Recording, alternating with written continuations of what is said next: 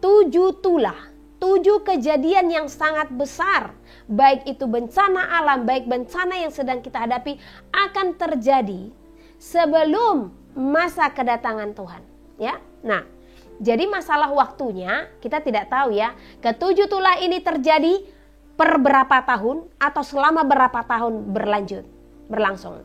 Nah, tetapi yang jelas 1 tulah telah dimulai, yaitu sampai. Yang berbahagia ialah mereka yang mendengarkan firman Allah dan yang memeliharanya.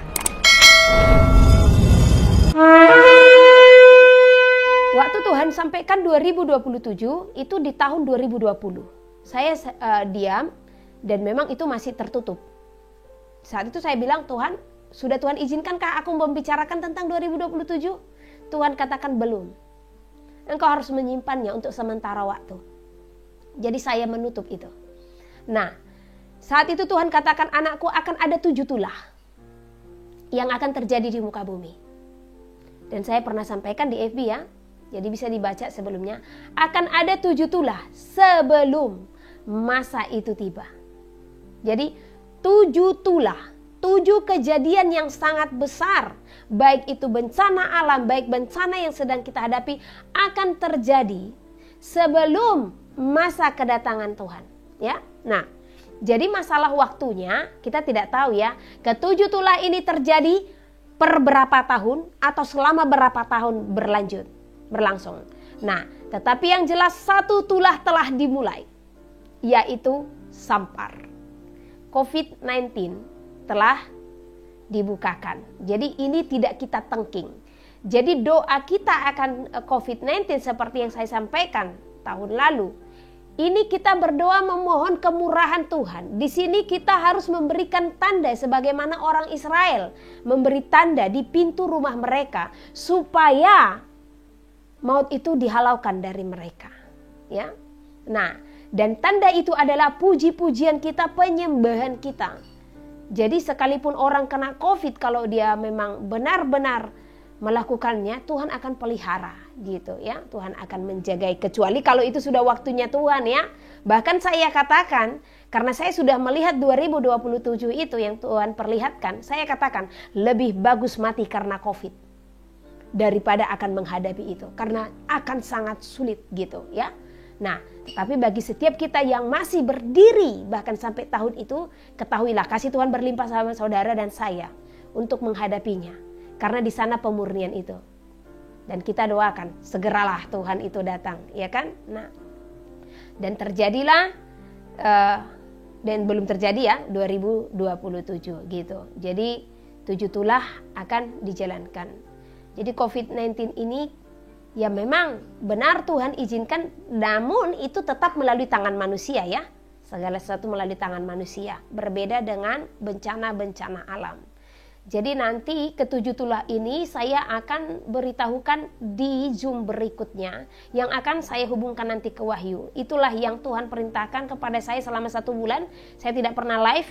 Itu memang benar-benar mengupas kitab Wahyu sesuai dengan apa yang Roh Kudus sampaikan. Nah, oke. Dan 2020 itu terjadilah Maret, di mana bangsa kita ada bencana COVID-19. Nah, sebelum Presiden memerintahkan kita untuk stay at home, kami sudah stay at home. Nah, jadi sudah stay at home itu dari mulai bulan Februari akhir menuju Maret awal. Dan jujur di sanalah saya pernah memperoleh mimpi. Seperti yang saya bilang, saya memperoleh mimpi di mana saya dikejar-kejar dengan orang yang berpakaian tentara, dengan orang yang berpakaian tertutup warna biru, yang sekarang saya lihat itu APD gitu. Saya dikejar-kejar, itu masih bulan-bulan 3 2020, belum ada pembahasan tentang cairan tersebut ya. Nah, jadi di situ saya lari, saya tahu saya hendak disuntikkan sesuatu dan saya berlari, saya katakan tidak. Nah, tetapi 2021 berjalan, di waktu itu mulai diterapkan. Yang ada saya itu masih menghalalkan karena memakai pikiran. Saat itu seorang dokter datang kepada saya dan mengatakan, "Kak, bagaimana menurut kakak?" Saat itu saya tidak berdoa. Saya bilang, "Oh, itu tidak masalah. Karena tidak mungkin itu tanda bilangan itu. Tuhan tidak mungkin memberikan kita seperti membeli kucing dalam karung. Nah, itulah karena memang pemikiran itu baik adanya, gitu ya. Namun di sini kita Tuhan perintahkan untuk tidak bersandar kepada pemikiran, untuk tidak bersandar kepada hati kita, namun kepada Roh Kudus, ya. Nah, jadi namun di saat aku menyampaikan, saya seperti ditegur. Saya ambil doa khusus. Di saat saya ambil doa khusus, Tuhan memberitahukan, anakku sampaikanlah kepada seluruh umatku. Itu tidak baik bagi bait suci. Hanya itu saja kalimat itu. Nah, di saat Tuhan memberikan kalimat seperti itu, kita mengerti apa yang Tuhan maksud. Bait suci adalah tubuh kita. Jadi secara jasmani itu tidak baik. Tuhan yang mengetahui sampai kedalaman sel-sel kita, Tuhan yang tahu. Setiap kita tidak ada yang tahu. Kesehatan kita sedalam-dalamnya Tuhan yang tahu. Tuhan yang tahu tubuh kita. Karena apa? Kita ciptaannya, kita miliknya, ya. Jadi oleh karena itulah saya berani menyerukan dan dibarengi lagi dengan mimpi berikutnya yang saya mendengar teriakan, jangan menerima suntikan itu, jangan menerima, sampai 3 kali. Saya tersentak langsung terbangun gitu. Nah, saya bilang sama Tuhan, Tuhan alangkah saya berdosanya.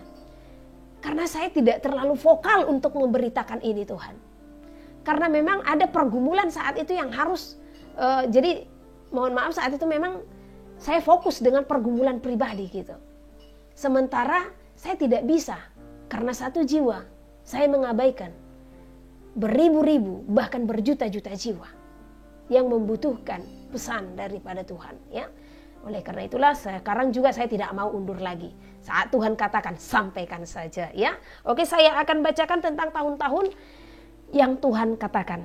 Jadi ini bisa kita catat, tapi nanti juga saya akan bagikan di FB, tapi juga saya bagikan di YouTube. Nah, 2020 Tuhan katakan masa permulaan penderitaan, masa permulaan pencobaan diawali dengan sampar. Nah, 2021 masa penyesuaian di dalam bilangan. Jadi masa penyesuaian di dalam bilangan. Waktu ini Tuhan berikan, itu saya yang ada gemetar terus, ya. Wow, luar biasa. Tapi kemuliaan bagi Tuhan, ya. Haleluya. Masa penyesuaian di dalam bilangan yang artinya masa di mana manusia diberikan pengertian akan bilangan itu sebagai penerapan yang dipaksakan, yang harus dilakukan. Jadi ini masa penyesuaian untuk bilangan itu diterapkan bagi kita, ya. Dan barang siapa melanggar, maka dikenakan berbagai-bagai macam penghukuman. Dan masa inilah manusia seharusnya bisa belajar dan mengenali sesungguhnya masa sulit sudah di depan mata. Maka seharusnya manusia tidak akan menerima apapun wujudnya untuk membuat manusia menjadi merasakan ketakutan atau yang dipaksakan. Nah, kita memahami, ya. Jadi dikatakan kalau ini masa penyesuaian di dalam bilangan. Jadi Tuhan mau setiap kita melihat keadaan ini, kita harus berhikmat. Loh, kenapa harus dipaksakan? Ada apa? Dan kenapa kita tidak boleh melakukan aktivitas dengan leluasa tanpa ini? Ada apa di balik semua ini? Nah, jadi bukan semata-mata untuk kesehatan, karena jelas kita tahu kalau itu tidak diklaim sepenuhnya bisa untuk memberantas, ya. Tetapi kalau itu sudah ada pengklaiman mutlak, kalau itu bisa menyelesaikan persoalan yang dihadapi saat ini, maka go on. Nah, tetapi yang kita lihat bahkan ini ada berulang kali. Jadi ada apa? Karena itulah Tuhan mau kita berpengertian dan penuh hikmat. Nah, di saat seperti itu sudah terjadi, seperti saya pernah sampaikan, kita sedang berada di masa simulasi, seperti try out. Try out itu seperti ujian yang dilakukan, Tetapi ini di sini diajarkan bagaimana menghadapi ujian yang nyata. Baru di ujian akhir nanti baru itu benar-benar ujiannya. Tetapi try out itu sudah memang ujian juga. Ya, tetapi di sana kita dilatih untuk benar-benar menghadapi ujian yang sesungguhnya. Begitu juga dengan saat ini. Kita dilatih untuk menghadapi ujian-ujian yang akan terjadi di masa berikutnya. Nah, tetapi di sini saja manusia sudah lengah. Yang Tuhan inginkan seharusnya, seandainya dia memperdengarkan langsung suaranya, anakku berhikmatlah, lihat musim, lihat segala keadaan, berhikmat dan bijaksanalah. Itu yang sesungguhnya Tuhan beritahukan, itu yang sesungguhnya Tuhan perkatakan gitu. Oleh karena itu kitalah yang harus mendengar suara hati Tuhan itu. Segala sesuatu itu, kalau memang itu merupakan segala sesuatu yang menghalangi, itu tidak menciptakan damai sejahtera. Itu berasal dari mana? Kalau itu memang bukan menciptakan damai sejahtera, ya, kenapa kita harus memberi diri? Terlebih itu harus masuk ke dalam sel-sel. Nah, seperti itu. Jadi ini masa simulasi ya. Nah, kalau masa simulasi Bu berarti masih ada pengharapan dong? Ada. Ya. Dan saya berani mengatakan ada, namun akan sangat sulit. Mohon maaf untuk kabar buruknya, untuk kabar baiknya, ya ada kesempatan. Untuk kabar buruknya, mereka yang benar-benar kita ya, siapapun yang sudah memang terlanjur, akan menghadapi masa yang sulit. Gitu.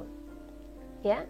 Nah, jadi sesuai dengan apa yang Tuhan beritahukan, akan ada satu tulah nanti. Akan ada satu masa yang besar juga. Itu akan ada satu kejadian di dalam bumi, di mana akan ada satu sakit penyakit yang sangat besar. Dan ini yang rentan dengan itu semua adalah yang tubuhnya telah rusak, gitu.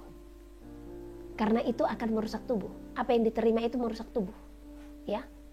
Dan efeknya seperti yang Tuhan katakan, tidak saat ini. Namun 2 tahun, 3 tahun dan tahun-tahun ke depan akan melihat gitu. Makanya diberhentikan, dari sekarang diberhentikan semuanya itu. Karena akan lanjut ini ya. Nah, jadi itu efeknya. Dan berikutnya akan banyak orang yang tiba-tiba akan meninggal. Dan seolah-olah itu serangan jantung, bahkan kanker, ya, akan banyak nanti terjadi. Itu sebenarnya karena prosesnya itu sudah bekerja di dalam tubuh. Itu. Jadi kesakitan yang dialami itu nanti akan besar, bahkan dikatakan seperti mencari maut tapi tidak ketemu, gitu. Jadi dari sekarang tetap berdoa, katakan kepada Tuhan, Tuhan tahirkan darahku, Tuhan ampuni aku, Tuhan tahirkan darahku. Dan dari sekarang saya katakan bagi yang sudah menerima, jangan pernah lepaskan persekutuanmu kepada Tuhan. Pulihkan sel-sel itu semua dengan persekutuan di dalam Tuhan yang sesungguhnya, yang sepenuhnya, no kompromi lagi. Ya. Supaya kuat. Nah, dan berikutnya akan tiba masa pelarian. Kita tidak tahu itu kapan, tetapi akan segera akan tiba. Nah, kalau setiap kita yang sudah menerima itu dan ketemu dengan masa pelarian itu, ya, itu akan sangat sulit. Karena apa? Itu akan terdeteksi. Makanya saya katakan perjuangan mereka akan sangat sulit. Itulah makanya saya selalu berteriak dan berseru, jangan. Itu saja efek ya. Makanya saya katakan dari sekarang setiap kita yang sudah menerima dan kita juga yang belum menerima, bantu mereka dengan apa?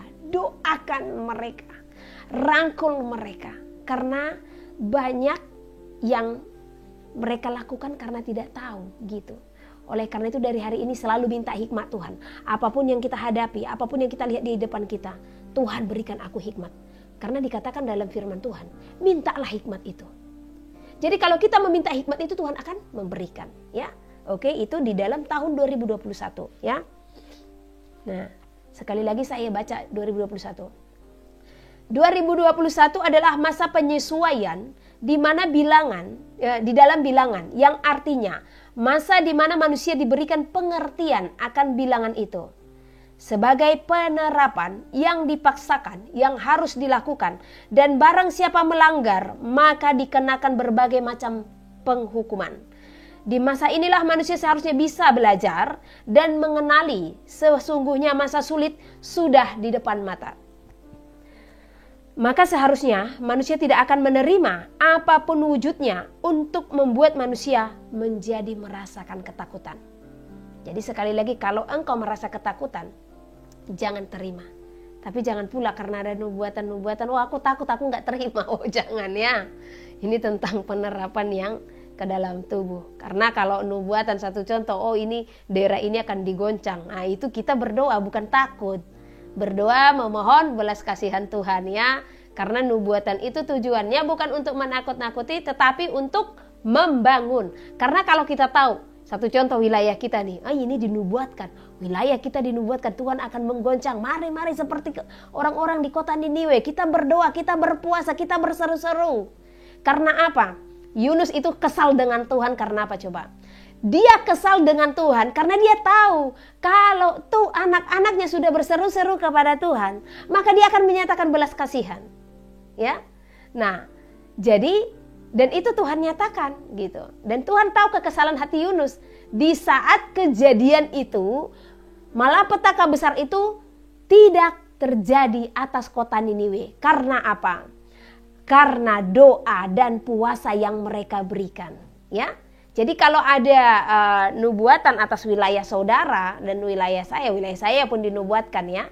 Nah, mari berdoa khusus untuk wilayah tersebut ya.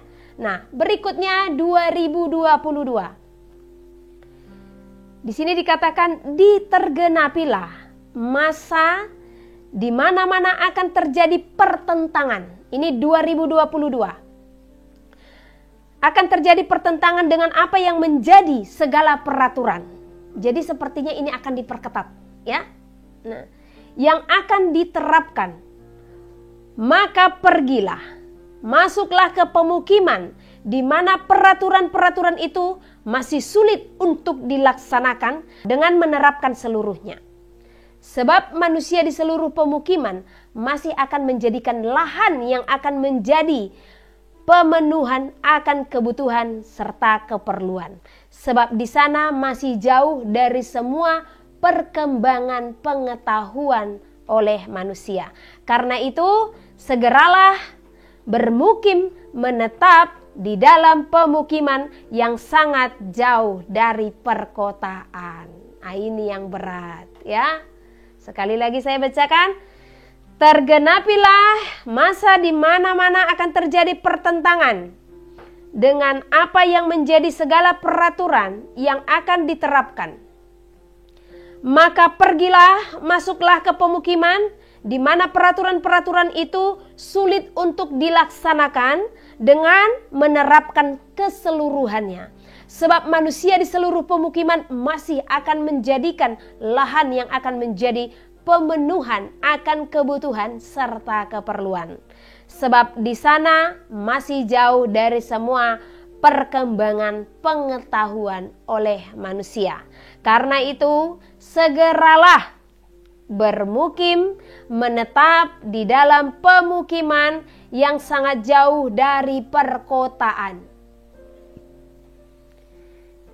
Ini berat ya, dan luar biasa. Jadi di sini kita diperintahkan untuk meninggalkan perkotaan sebelum masa yang semakin dipaksakan itu terjadi. Ya, sebelum kita pada akhirnya nanti akan sangat sulit untuk bergerak. Nah, dan ini saya hanya menyampaikan, ya. Dan ini juga lah yang saya sampaikan kemarin kepada saudara yang menelpon. Oh masih ada waktu, karena saya ingat 2027-nya. Nah, saya tidak tahu kalau sebelum 2027 masa-masa apa saja yang terjadi. Ini terlalu lancang ini ya kan. Nah, jadi Dan saya percaya Tuhan mengampuni ya. Nah, jadi persiapkan diri nih pulang kampung. Haleluya. Oke, 2023. Masanya mereka melakukan penyatuan mata uang, di mana bangsa-bangsa melakukan persepakatan untuk menuju satu koin atau satu himpunan. Sekali lagi, masanya mereka melakukan penyatuan mata uang, di mana bangsa-bangsa melakukan persepakatan untuk menuju satu koin atau satu himpunan. Ya, jadi ini persepakatan. Itu di 2023 dimulai, ya. Nah, jadi ini masih perundingan mereka yang kemudian akan disepakati. Oke. Nah, di 2024 ketentuan di mana semua bangsa memberikan keputusan dalam pemberlakuan akan mata uang akan diterapkan. Jagalah hatimu, hai seluruh bumi. Janganlah mendengarkan mereka. Tetaplah setia, teguh. Kehendak Tuhanlah yang harus engkau perbuat. Jagalah hatimu. Junjunglah segala kebenaran itu. Sebab mereka telah dipenuhi oleh hati yang menyesatkan di dalam keserakahan. Bangunlah imanmu di atas dasar yang teguh. Perjuangan orang-orang kudus semakin dinyatakan. Dan disinilah orang-orang kudus akan mengalami penekanan-penekanan yang semakin dalam, bahkan penganiayaan-penganiayaan ya, di 2024. Jadi penderitaan akan dimulai terhadap orang-orang kudus. Nah, 2025 masa penggenapan segala tulah berjalan. Dalam penggenapan inilah maka terujilah setiap mereka yang setia dalam segala keadaan. Jadi penggenapan segala tulah itu masa-masa sulit ya. Di sini bencana-bencana pun akan terjadi. Jadi jangan kaget kalau gunung-gunung akan meletus, air akan dihempaskan dari permukaan, akan ada lahan-lahan yang terbakar, gunung-gunung yang terbakar ya, panas bumi yang akan semakin mencekam, tanah-tanah akan terbelah, tanah longsor, itu akan banyak terjadi ya. Jangan kaget, tetapi percaya mereka yang setia dan berseru-seru di dalam nama Tuhan akan diselamatkan ya. Jadi di sini memang masanya kita mempersiapkan diri. Siapa mereka memang yang mati karena pedang dan mati karena tertawan ya. Jadi persiapkan hati. Jangan tawar hati, jangan kecut dan jangan kecewa. Karena memang percepatan akan segera dinyatakan supaya dunia ini segera berakhir ya. 2026 maka akan tibalah di mana Pergamus berdiri di muka bumi, yaitu jemaah iblis yang akan menguasai bumi. Jadi waktu saya menerima ini Pergamus apa sih gitu ya. Nah, tapi saya pernah Tuhan dengar Pergamus gitu.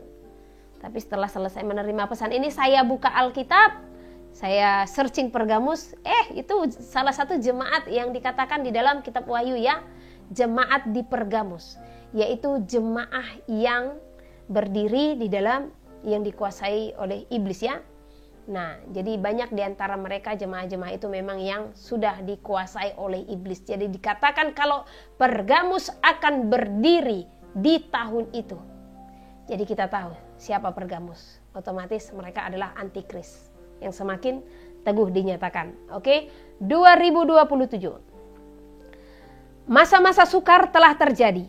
Disinilah juga dimulai untuk memberikan hatimu sepenuhnya oleh masa yang akan datang segera dalam pengangkatan. Namun waktunya hanya dialah Bapa yang bertahta. Jadi 2027 itu udah benar masa-masa sukar ya. Disinilah juga dimulai untuk memberikan hatimu sepenuhnya oleh masa yang akan segera datang. Dalam pengangkatan, namun waktunya hanya Dialah Bapa yang mengetahuinya. Sebab Dialah Tuhan. Dialah Bapa yang bertahta yang mengetahuinya, sebab Dialah Tuhan. Orang-orang yang setia akan mendapatkan mahkota dalam kemuliaan yang akan datang. Nah, di sini dikatakan supaya tidak salah pengertian ya, 2027 itu kita mempersiapkan diri akan segala sesuatu. Jadi tentang kedatangan Tuhan kita tidak tahu. Apakah memang setelah ini 3,5 tahun itu kita jalani atau bagaimana, biarlah Tuhan yang menentukan. Tapi itu masanya, di saat masa sukar itu jangan pernah berhenti untuk berpengharapan. Berdoa agar Tuhan segera datang. Karena 2026 Tuhan katakan Pergamus akan berdiri. Berarti masa-masa sulit akan semakin nyata. Ya. Jadi luar biasa. Oh, ini malah masih ada di balik ya.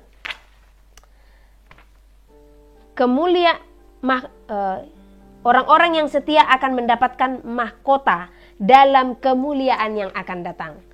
Membawa orang-orang yang berseru-seru juga melakukan kehendak Tuhan. Diberkatilah setiap jiwa yang mendengar, melakukan dan setia melakukan kehendak Tuhan. Haleluya. Hosianna. Jadi Hosianna ini sering disampaikan ya. Itu di situ saya percaya haleluya dan Hosianna itu bahasa sorga ya. Jadi artinya kemuliaan bagi Tuhan di tempat yang maha tinggi. Inilah yang Tuhan bukakan tentang tahun-tahun yang akan kita hadapi. Nah, berikutnya saya akan bacakan. Jadi di sini kita memberi sepenuh hati untuk masa yang akan datang. Jadi mempersiapkan diri. Benar-benar mempersiapkan diri. Apapun yang dihadapi saat itu, ketahuilah Tuhan akan datang menjemput. Nah, dalam pengangkatan, namun waktunya hanya Dialah Bapa yang bertahta, yang mengetahuinya. Sebab Dialah Tuhan. Orang-orang yang setia akan mendapatkan mahkota dalam kemuliaan yang akan datang. Membawa orang-orang yang berseru-seru juga melakukan kehendak Tuhan. Diberkatilah setiap jiwa yang mendengar. Diberkatilah setiap jiwa yang melakukan. Dan yang setia melakukan kehendak Tuhan. Haleluya. Hosianna. Nah, inilah pesan yang diberikan oleh para penghuni sorga bagi kita semua. Kita bersyukur masih Tuhan perkenankan untuk mendengarkan segala apa yang menjadi pengetahuan bagi kita yang langsung daripada sorga, karena sorga akan tetap bersuara sampai harinya itu. Bahkan disinilah masanya mereka akan semakin membukakan, semakin memberi support. Mereka seperti audiens, seperti supporter dalam kerajaan sorga yang mendukung setiap anak-anaknya. Jadi mereka semakin berseru-seru, mereka berteriak itu supaya kita itu tetap bertahan dan supaya kita itu tetap menang. Ya, haleluya, puji nama Tuhan. Oke. Sekarang kita akan nanti tanya jawabnya ya, tapi semua komen bisa masuk. Sekarang saya akan bacakan pesan Tuhan 1 Oktober. Ini diberikan jam 1 dini hari ya. Nah, saya akan bacakan, ketahuilah sesungguhnya terjadilah segala apa yang sedang tertulis. Di sanalah dijelaskan segala apa yang engkau hadapi. Inilah masa yang sulit, di mana orang yang bertahan akan firman Tuhan akan ditekan dan akan dijauhkan dari permukaan. Maka dengarkanlah, saatnya matahari memancarkan sinar yang sangat besar. Oleh panas matahari itu, makhluk-makhluk di muka bumi berkeliaran, dan di sanalah manusia melihat binatang-binatang buas keluar dari permukaan bumi ini. Sebab mereka merasakan panas yang membakar permukaan bumi. Juga makhluk-makhluk tertentu yang mendapatkan panas bumi semakin menderita, menjadi kering dan hangus oleh panas yang membakar bumi ini. Juallah segala hartamu dan pergilah meninggalkan perkotaan. Sebab di sanalah panas bumi semakin mencekam. Beritahukanlah semua ini, sebab hari dan waktunya Tuhan telah menetapkan atas bumi ini sebelum semua tergenapi. Di mana-mana akan terjadi bencana besar yang datang melanda bumi. Itu juga pertanda yang telah dituliskan di kitab Wahyu. Sudah waktunya semuanya akan tergenapi. Sekaranglah saatnya. Susu bukanlah menjadi makananmu, namun apa yang menjadi makanan keraslah yang harus engkau makan. Oleh sebab hari di mana manusia semakin menghadapi masa yang sulit, maka di sanalah engkau harus kuat menghadapi segala apa yang terjadi di muka bumi. Jalanilah perkampungan. Ini dari Samaria ini ke Judea ini. Jalanilah perkampungan dan tetaplah di sana. Sebab semua perkotaan akan mendatangkan musibah bagimu untuk menjerat engkau kepada masa yang sukar. Jalan-jalan yang harus dilalui akan semakin sulit. Setiap orang harus setia kepada peraturan. Sebab di dalam ketidaktaatan, maka pemerintahanlah yang akan menjeratmu kepada tahanan yang telah disediakan kepadamu. Juga mereka telah mendapatkan perintah untuk membawa manusia menuju satu masa yang telah tertulis, di mana masa itu adalah masa tanda bilangan yang akan diterapkan. Ketahuilah, semuanya ini segera akan terjadi. Sebab semua telah tertulis di dalam firman Tuhan, haruslah digenapi. Maka pastikanlah hatimu untuk tunduk kepada Tuhan oleh apa yang telah terjadi di masa ini. Tetaplah bertahan dan janganlah menjauh dari Tuhan, dan pergilah kepada peraturannya. Sebab perintah Tuhanlah yang akan menyelamatkanmu. Musim berlalu. Satu masa akan berlalu. Dua masa akan datang, di mana kesusahan akan semakin menimpa bumi ini. Jeritan-jeritan akan semakin nyata. Sesungguhnya manusia selama ini tidak memahami segala apa yang telah terjadi. Jadilah bijaksana menghadapi musim-musim yang terjadi di bumi saat ini. Jauhkanlah segala perdebatan. Jangan biarkan mereka menguasai pikiranmu. Jangan biarkan perdebatan itu menguasai hatimu. Jagalah hati dan juga pikiranmu, agar selamat dari masa pencobaan yang sedang terjadi di muka bumi saat ini. Sekarang ketahuilah, sedikit waktu lagi, maka penggenapan akan terjadi di hadapanmu. Juallah hartamu, juallah segala apa yang ada padamu. Mungkin saja, ini keren bahasanya, mungkin saja masih ada kesempatan bagi engkau untuk melihat segalanya ini. Sebab mereka telah berdiri di muka bumi. Para manusia serakah telah berdiri di muka bumi. Artinya tadi dikatakan mungkin saja. Kita bisa saja ketemu dengan masa itu, gitu. Ya, sekali lagi saya akan bacakan di sana. Mungkin saja masih ada kesempatan bagi engkau untuk melihat segalanya ini. Sebab mereka telah berdiri di muka bumi. Para manusia serakah telah berdiri di muka bumi ini.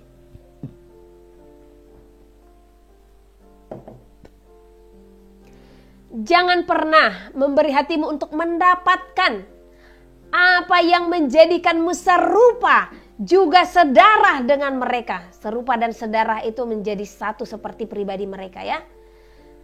Tetapi pergilah sebelum tiba saatnya. Tetapi pergilah sebab sudah tiba saatnya. Mampukan hatimu menerima segalanya ini. Terkadang manusia semakin mendengarkan dunia, namun disinilah mereka akan tertinggal. Jadi bagi kita jangan mendengarkan dunia, ya, supaya nggak tertinggal.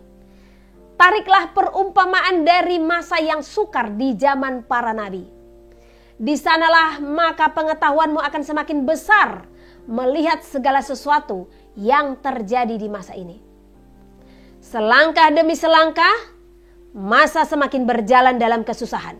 Tetapi percayalah, orang-orang yang teguh di dalam iman mereka, berdiri di atas iman, di atas dasar iman yang suci, mereka akan mendapatkan mahkota keselamatan yang daripada sorga. Selangkah demi selangkah, maka Tuhan pun mendengarkan jeritan orang-orang kudus.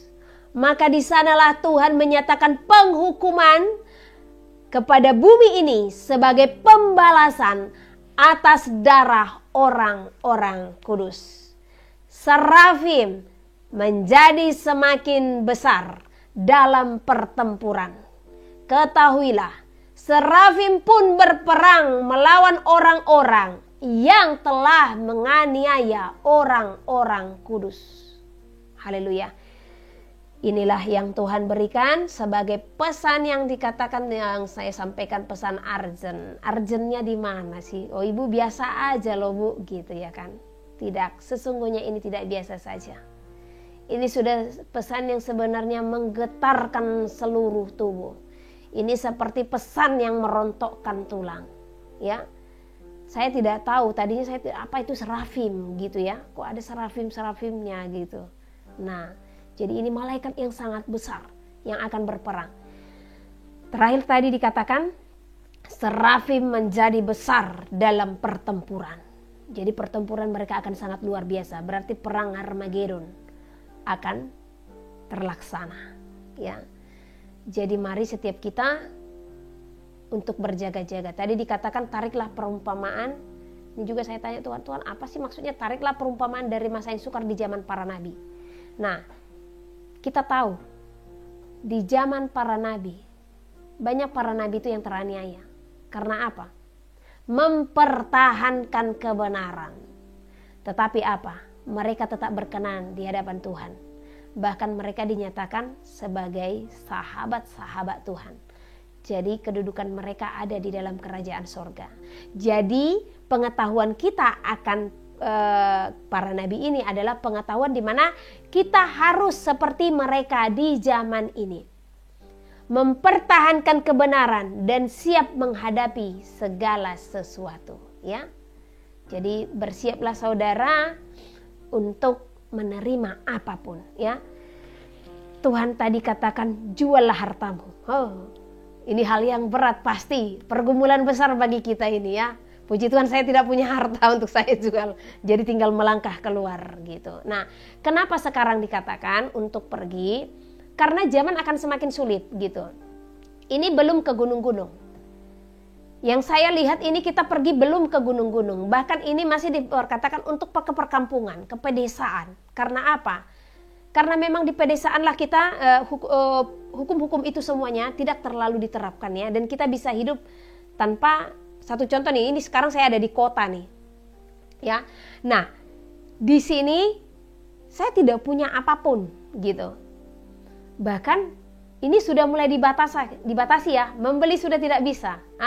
Kalau sudah tergenapi menjual tidak bisa, udahlah. Jadi karena cuman puji Tuhannya ini membeli di mall atau tempat-tempat besar ya, nggak bisa ya tanpa sesuatu yang harus kita pegang ya. Nah, maka dari sinilah kita harus berhikmat. Wow, ada apa ini? Kenapa ini bisa terjadi? Jadi jangan kita menganggap apa yang kita hadapi saat ini adalah hal yang biasa. Karena penggenapan dari wahyu itu bisa sangat cepat. Bahkan itu ada masanya, 3,5 tahun masa ini, 3,5 tahun masa ini, ya. Nah, jadi kita berarti kalau kita melihat ada 3,5 tahun itu 2 kali ya. Nah, berarti di sini kita melihat itu hanya 7 tahun gitu. 7 tahunnya di mana? Nah, kita sudah harus bisa mempelajari dari saat ini melihat segala sesuatu. Kita adalah anak-anak terang, bukan anak-anak gelap. Anak-anak terang, kedatangan Tuhan itu tidak seperti pencuri. Karena mereka akan tahu di mana, di saat bagaimana tuannya akan datang, ya. Karena tuannya memberikan peringatan. Saya akan datang. Lihatlah segala musim. Nah, jadi kita harus melihat segala musim. yang terjadi di muka bumi saat ini. Apakah yang kita hadapi adalah hal yang biasa? Tidak. Orang banyak mengatakan, oh Sampar ini sudah pernah terjadi di tahun sekian. Nah, bahkan lebih parah dari sini. Bukan itu persoalannya. Persoalannya bukan berbicara samparnya, tetapi berbicara penerapannya. Ya, karena zaman dahulu itu hanya sampar, bahkan tidak bisa diobatin. Bahkan memang benar, itu jauh lebih besar dari apa yang dihadapi di saat ini gitu. Tapi itu hanya sebatas sampar yang diusahakan untuk diobati. Nah, tetapi di situ juga kita harus ada perenungan. Kenapa sampar-sampar ini terjadi? Bahkan itu per abad selalu ada gitu, ya. Kalau kita membaca kitab Yesaya, kita akan mengetahui kenapa hal itu bisa terjadi. Karena memang sudah banyak Injil itu yang diperkosa, sudah banyak firman Tuhan yang dinodai, sudah banyak kemurnian-kemurnian itu yang benar-benar dirubah. Jadi Tuhan mau kita kembali kepada firman yang penuh. Tuhan mau kita melakukan firman itu secara seutuhnya. Supaya apa? Ini kita secara fisik bahkan mempersiapkan kedatangan Tuhan. Kalau pas Tuhan datang, kita diizinkan untuk terangkat, ya kita belum meninggal nih ya. Jadi kita akan diangkat gitu. Jadi tubuh kita harus kudus, roh kita juga harus kudus ya. Jadi oleh karena itu perhatikan segala perbuatan tangan dan kakimu, perhatikan segala perkataanmu, dan perhatikan segala apa yang menjadi perintah Tuhan yang harus kita lakukan. Ya, ini masa sudah urgent. Kita bersyukur diperintahkan. Saya saja bersyukur menerima ini saat ini karena apa? Kemarin saya masih bilang saya hanya mengingat 2027 masa yang sulit gitu. Jadi saya tidak tahu apa yang terjadi sebelum 2027. Nah, tadinya saya mungkin akan menikmati saja berdiri di sini ya kan. Nah, tetapi Tuhan perintahkan kita untuk meninggalkan perkotaan karena apa? 6 tahun ini itu mungkin akan masa yang sulit kita berada di dalam perkotaan. Terlebih kalau sudah mulai muncul yang namanya 5G ya.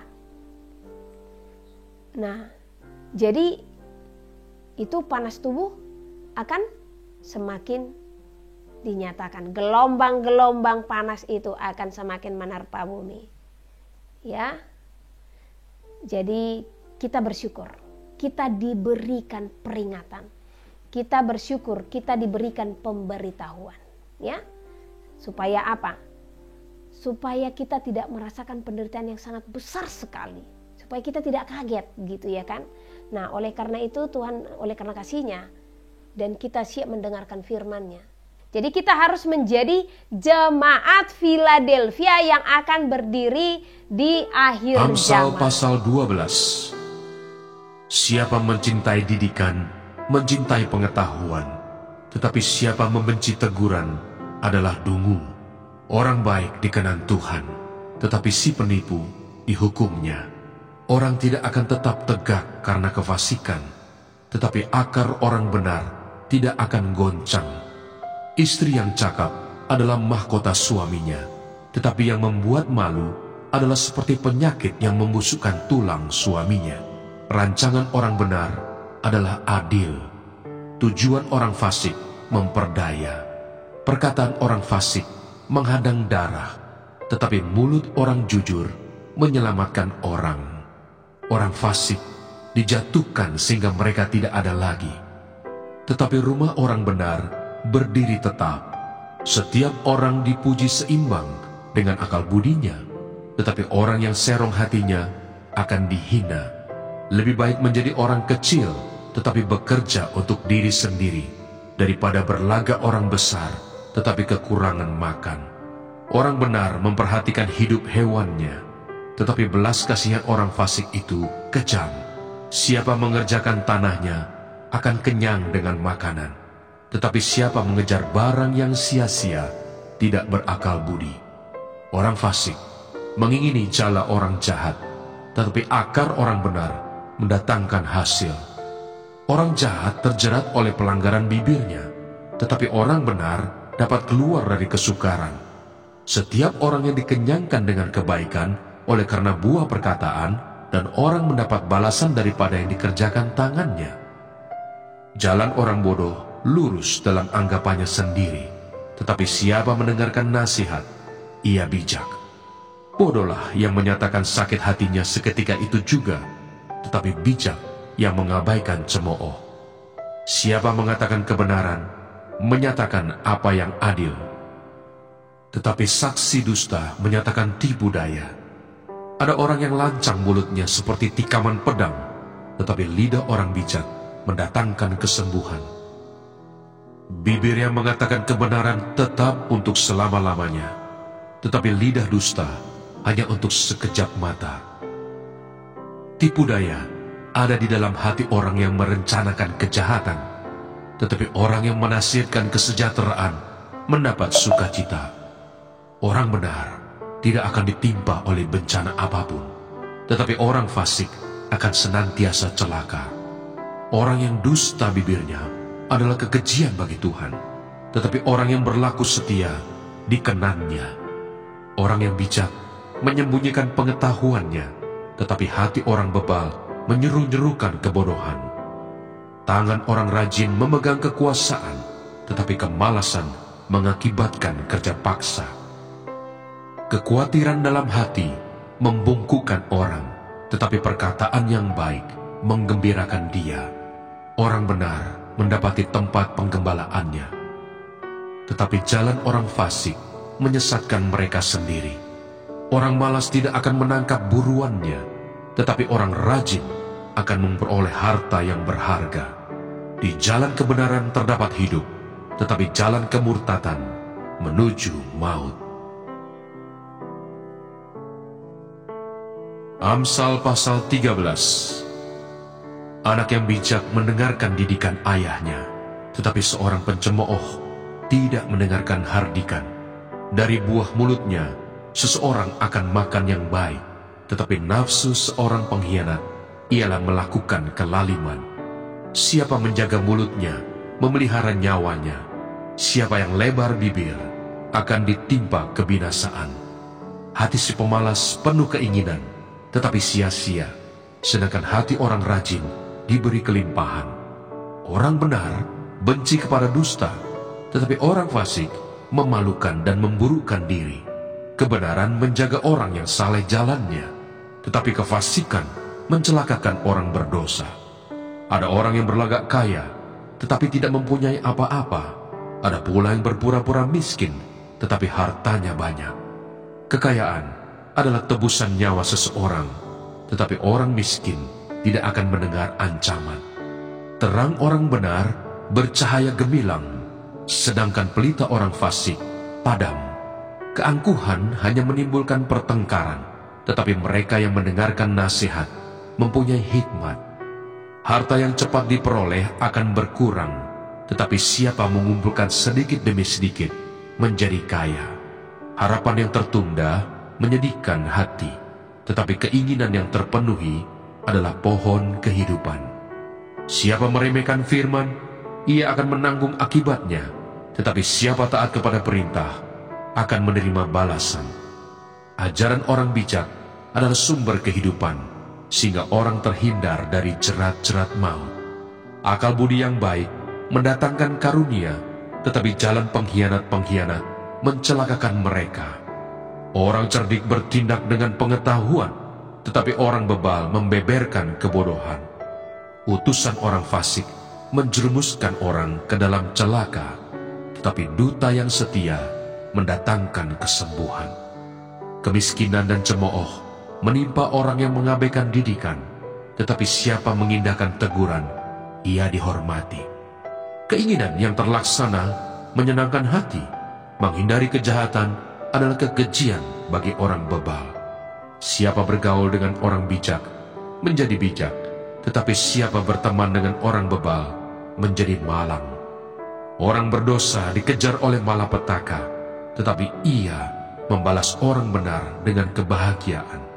Orang baik meninggalkan warisan bagi anak cucunya, tetapi kekayaan orang berdosa disimpan bagi orang benar. Huma orang miskin menghasilkan banyak makanan, tetapi ada yang lenyap karena tidak ada keadilan. Siapa tidak menggunakan tongkat benci kepada anaknya, tetapi siapa mengasihi anaknya, menghajar dia pada waktunya. Orang benar makan sekenyang-kenyangnya, tetapi perut orang fasik menderita kekurangan. Amsal pasal 14. Perempuan yang bijak mendirikan rumahnya, tetapi yang bodoh meruntuhkannya dengan tangannya sendiri. Siapa berjalan dengan jujur, takut akan Tuhan, tetapi orang yang sesat jalannya menghina Dia. Di dalam mulut orang bodoh ada rotan untuk punggungnya, tetapi orang bijak dipelihara oleh bibirnya. Kalau tidak ada lembu, juga tidak ada gandum, tetapi dengan kekuatan sapi banyaklah hasil. Saksi yang setia tidak berbohong, tetapi siapa menyembur-nyemburkan kebohongan adalah saksi dusta. Si pencemooh mencari hikmat, tetapi sia-sia. Sedangkan bagi orang berpengertian, pengetahuan mudah diperoleh. Jauhilah orang bebal, karena pengetahuan tidak kau dapati dari bibirnya. Mengerti jalannya sendiri adalah hikmat orang cerdik, tetapi orang bebal ditipu oleh kebodohannya. Orang bodoh mencemoohkan korban tebusan, tetapi orang jujur saling menunjukkan kebaikan. Hati mengenal kepedihannya sendiri, dan orang lain tidak dapat turut merasakan kesenangannya. Rumah orang fasik akan musnah, tetapi kemah orang jujur akan mekar. Ada jalan yang disangka orang lurus, tetapi ujungnya menuju maut. Di dalam tertawa pun hati dapat merana, dan kesukaan dapat berakhir dengan kedukaan. Orang yang murtad hatinya menjadi kenyang dengan jalannya, dan orang yang baik dengan apa yang ada padanya. Orang yang tak berpengalaman percaya kepada setiap perkataan, tetapi orang yang bijak memperhatikan langkahnya. Orang bijak berhati-hati dan menjauhi kejahatan, tetapi orang bebal melampiaskan nafsunya dan merasa aman. Siapa lekas naik darah, berlaku bodoh, tetapi orang yang bijaksana bersabar. Orang yang tak berpengalaman mendapat kebodohan, tetapi orang yang bijak bermahkotakan pengetahuan. Orang jahat tunduk di dekat orang baik, orang fasik di depan pintu gerbang orang benar. Juga oleh temannya, orang miskin itu dibenci, tetapi sahabat orang kaya itu banyak. Siapa menghina sesamanya, berbuat dosa, tetapi berbahagialah orang yang menaruh belas kasihan kepada orang yang menderita. Tidak sesatkah orang yang merencanakan kejahatan? Tetapi yang merencanakan hal yang baik memperoleh kasih dan setia. Dalam tiap jerih payah ada keuntungan, tetapi kata-kata belaka mendatangkan kekurangan saja. Mahkota orang bijak adalah kepintarannya, tajuk orang bebal adalah kebodohannya. Saksi yang setia menyelamatkan hidup, tetapi siapa menyembur-nyemburkan kebohongan adalah pengkhianat. Dalam takut akan Tuhan ada ketenteraman yang besar, bahkan ada perlindungan bagi anak-anaknya. Takut akan Tuhan adalah sumber kehidupan, sehingga orang terhindar dari jerat maut. Dalam besarnya jumlah rakyat terletak kemegahan raja, tetapi tanpa rakyat runtuhlah pemerintah. Orang yang sabar besar pengertiannya, tetapi siapa cepat marah membesarkan kebodohan. Hati yang tenang menyegarkan tubuh, tetapi iri hati membusukkan tulang. Siapa menindas orang yang lemah, menghina penciptanya, tetapi siapa menaruh belas kasihan kepada orang miskin, memuliakan dia. Orang fasik dirobohkan karena kejahatannya, tetapi orang benar mendapat perlindungan karena ketulusannya. Hikmat tinggal di dalam hati orang yang berpengertian, tetapi tidak dikenal di dalam hati orang bebal. Kebenaran meninggikan derajat bangsa, tetapi dosa adalah noda bangsa. Raja berkenan kepada hamba yang berakal budi, tetapi kemarahannya menimpa orang yang membuat malu. Amsal pasal 15. Jawaban yang lemah lembut meredakan kegeraman, tetapi perkataan yang pedas membangkitkan marah. Lidah orang bijak mengeluarkan pengetahuan. Yang berbahagia ialah mereka yang mendengarkan firman Allah dan yang memeliharanya.